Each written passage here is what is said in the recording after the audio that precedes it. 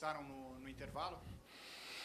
Eu acho que, em primeiro lugar, a gente fez todo um planejamento de jogo, contando em não sair atrás do placar. A gente esperava ser muito consistente defensivamente, porque imaginava que, com o decorrer do tempo, a ansiedade fosse mais para o lado do Vasco do que para nós, né?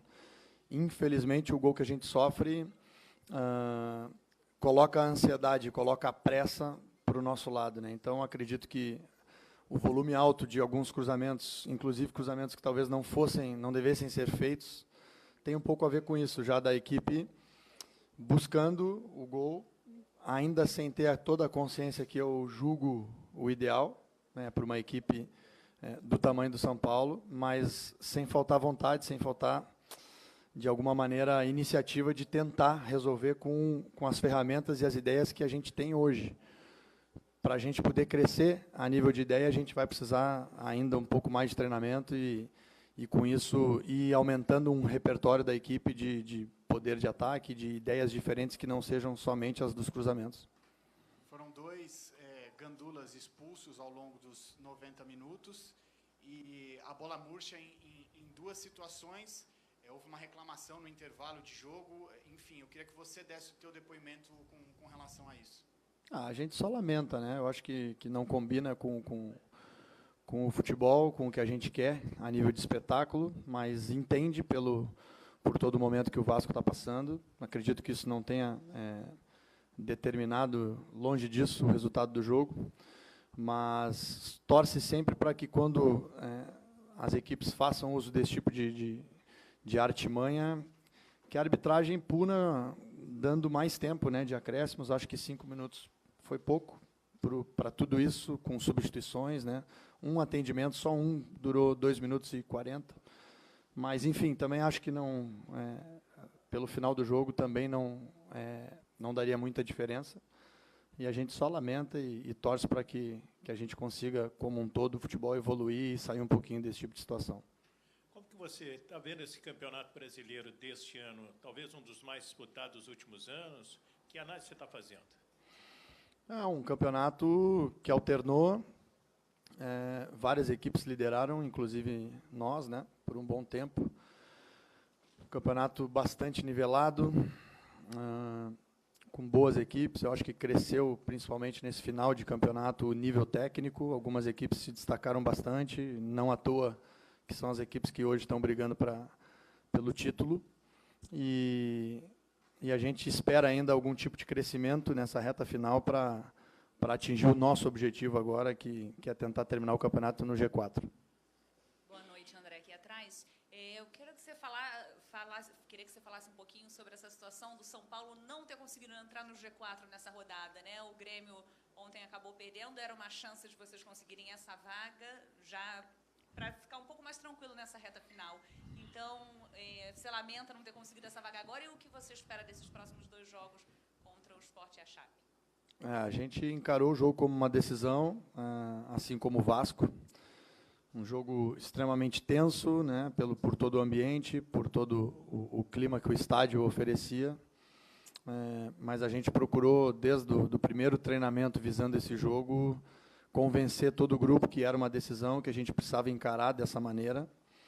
E a oportunidade, realmente a gente deixou escapar uma oportunidade de ouro de já passar o Grêmio nessa rodada, de talvez encostar no Inter também. Lamentamos bastante, especialmente o resultado, e entendemos que o desempenho melhorou em algumas coisas, mas que ainda muito aquém daquilo que a gente imagina, porque o desempenho melhor é que realmente vai nos aproximar dos resultados. Jardine, ainda com relação ao desempenho, nos últimos minutos, claro que o São Paulo já estava um pouco naquele desespero, né? Mas chamou a atenção 2 invertidas de bola, uma delas do Reinaldo. Quer dizer, passes que o São Paulo não costuma errar. Você acha que hoje o nervosismo, a ansiedade pesou negativamente no desempenho do São Paulo? Teve esse peso? Isso hoje fez diferença também no desempenho do São Paulo? Eu acredito que em alguns momentos do jogo, sim, né, mas mesmo com essa ansiedade, que eu acho que se apresentou também no final do primeiro tempo, os cartões amarelos e algumas discussões mostram isso, né, o quanto a equipe estava ansiosa e um pouco nervosa, procuramos acalmar no intervalo e botar o foco naquilo que deveria ser, que era jogar bem, jogar melhor. E, obviamente, que no final do jogo o sangue começa a esquentar e a equipe começa a não encontrar soluções que tem que encontrar de uma maneira organizada, e os jogadores começam a procurar, cada um em algum momento, uma solução, e aí começa a fugir um pouquinho daquilo que a gente planeja e organiza. Mas eu acho que faz parte, mesmo com tudo isso, a gente teve 3 situações importantes de gol no segundo tempo, que se a gente consegue fazer, mudaria bastante o panorama do jogo. Você já conversou com o elenco para detectar, porque um time que chegou a liderar o campeonato foi caindo assim na tabela? Então, esse tipo de análise, com certeza, todos dentro do São Paulo estão fazendo já há bastante tempo, né? O porquê, buscando os porquês da gente ter perdido o desempenho que teve em boa parte do campeonato, e com certeza a gente vai continuar fazendo, né? Toda a análise dos jogos que deram errado, análise de produtividade de cada jogador, análise das ideias que se imaginava e por que não deram certo. Mas isso é uma avaliação que nesse momento é importante que seja muito interna, muito debatida e que a gente consiga internamente resolver eles. Tudo bem, Jardini?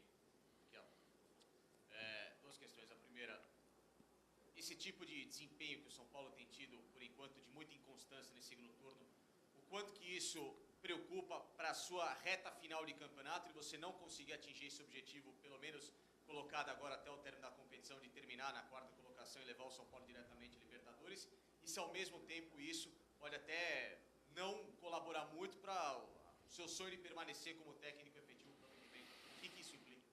É um desafio bastante grande, né? O São Paulo assumiu esse risco da mudança, o risco de injetar ideias novas, injetar alguma coisa diferente, sabendo que isso tem coisas boas, tem coisas, às vezes, que os jogadores também demoram um tempinho para assimilar. Toda mudança sempre tem os 2 lados e todos abraçamos esse risco juntos. A gente está lutando ao máximo para que o desempenho seja o adequado para a gente poder bater nessa meta de G4. E a gente ainda vai ter aí alguns dias para treinar, para evoluir. Precisamos vencer, o foco passa a ser vencer os 2 próximos jogos. Melhorar alguma coisa, especialmente em ideias para atacar, para ser mais eficiente ofensivamente, porque a gente tem um jogo em casa que a gente tem que propor, não tem saída, e possivelmente um jogo fora com a Chapecoense, onde a gente vai ter que buscar o resultado também para bater no nosso objetivo. Então, eu espero que o tempo pequeno que eu tenho, eu consiga demonstrar um pouquinho da minha capacidade de fazer a equipe construir as suas próprias situações, sem depender de erros dos adversários, ou sem depender de gols ao acaso, né? Que a gente realmente consiga, com um bom futebol, encontrar os resultados. Terminamos aqui com o Jardini. Obrigado a todos. Boa noite, gente. Uma boa noite.